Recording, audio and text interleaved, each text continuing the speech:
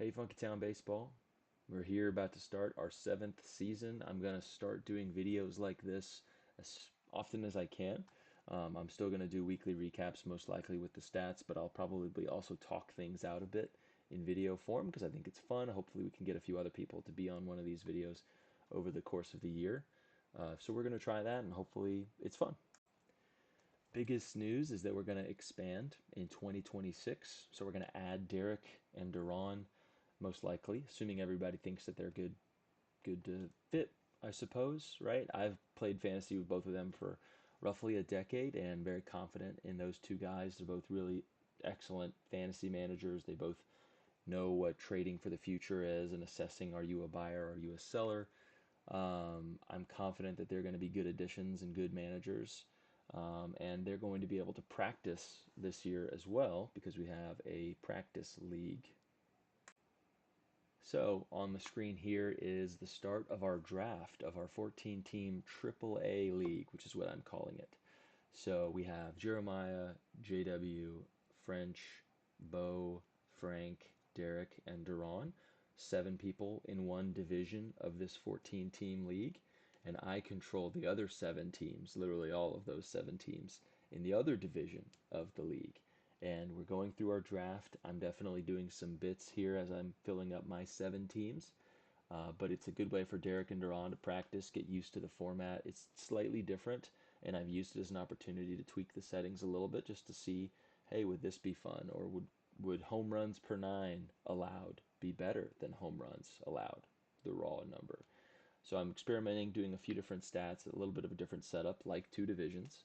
So we'll see if any of these ideas are fun, interesting. Maybe for 2026 we could change a couple things too if we find that this is a good way to do it. And half the league's in here, so we'll have a legitimate amount of input on some of those things too. So things could change a bit depending on the success of this. But first and foremost, I think it's really cool. We have these 2 guys coming in and they really want to learn, and so we're going to go through this exercise where they're free to experiment, make mistakes, and then come in 26 with a far better understanding.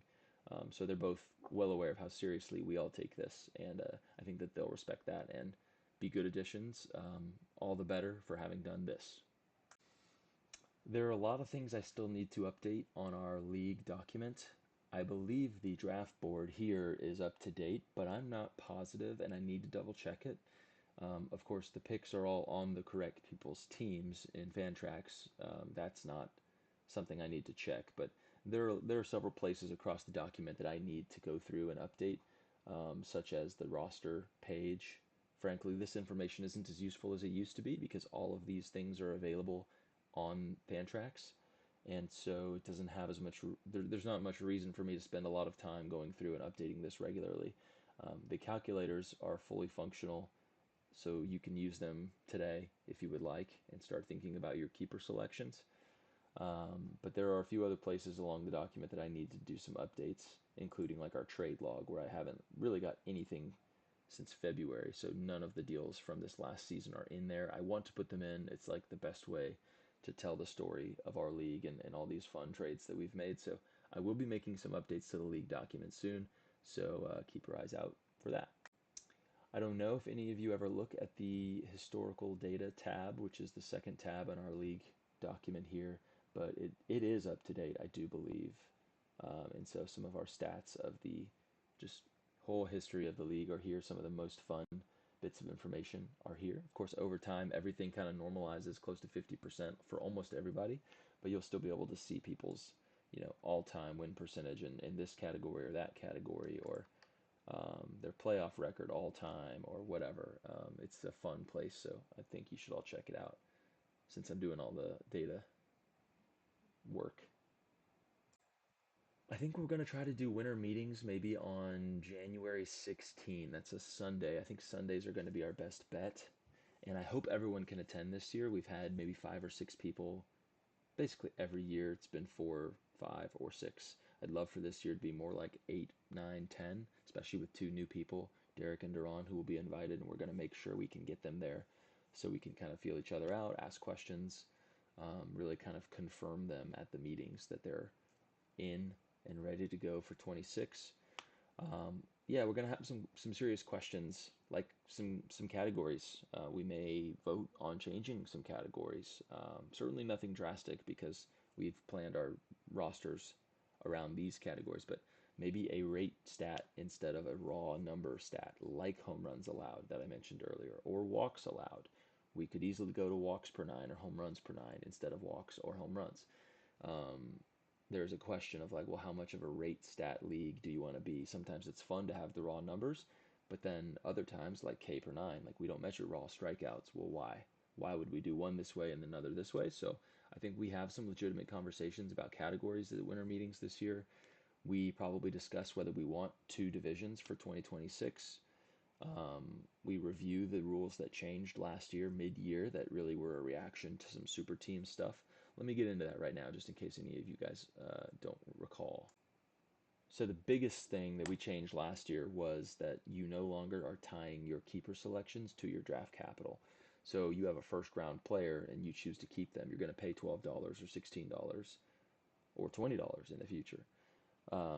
Well, those used to take up your first round pick, which meant that it wasn't really a very profitable system because you not only pay a lot of money to keep a really good player, but you don't get to replace them. Now, if you trade them, you get something back, and then you get to pick a stud for free in the first round because your slot's back open. Well, that's debunked now, defunct. So we will all pick rounds 1 through 30. There will be no breaks. There will be no skipping because of keepers. Keepers are what they are. You have that group of keepers down here at the bottom. You're still going to pick your 30 picks above that. And you will exceed 40 players perhaps. If that's the case, then you will cut down 1 week before the season or so. You'll cut down to the appropriate 43-man roster. And we may also do away with the farm team for 26 at least because we're going to be expanding those 3 extra slots. Even though they're minor leaguers, those are going to become definitely legitimate draftable players by adding in 2 full teams of 40. So we may need to do away with the farm team because we're going to get the depth where those farm players will be relevant anyways. We can talk about it, but these are all things we're going to discuss at the winter meetings potentially. So try to be there. February 16 is the projection right now, and I'm going to obviously send stuff out to see about availability as we get closer. I can't really think of anything else except maybe to say congrats to Nate. We've got your image on the background of the league here, as you can see.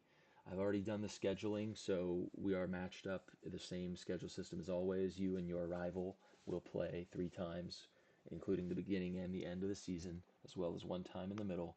That's all set up. Um, those rivals, if we want to know who they are, you should know, but it's Jeremy and I finishing at the bottom, Frank and Nate finishing at the top, Alex and JW finishing third, fourth, Bo and French fifth, sixth, playoffs or bust, Casey, sorry, and Brad, and then down below them, Jeremiah and Maffey. So you will all play 3 times each. And other than that, I think that's it. I'll come back with some updates soon. Hopefully, I'll have more videos as we go through the season. Let me know if you want to see something. Maybe we do power rankings of our AI generated images next, like Frank suggested. Who knows? One other really subtle note is I think we're going to use the Dodgers Cubs series as real legitimate games that count for our stats, but I don't think it's going to impact like our cut down deadline or a keeper deadline. I think we're going to act like those games don't exist in terms of setting our keeper deadline and the cut downs for 40 plus rosters going down to 40. I don't think we're going to really take those into consideration. So some subtle thing. But anyway, see you on the next video.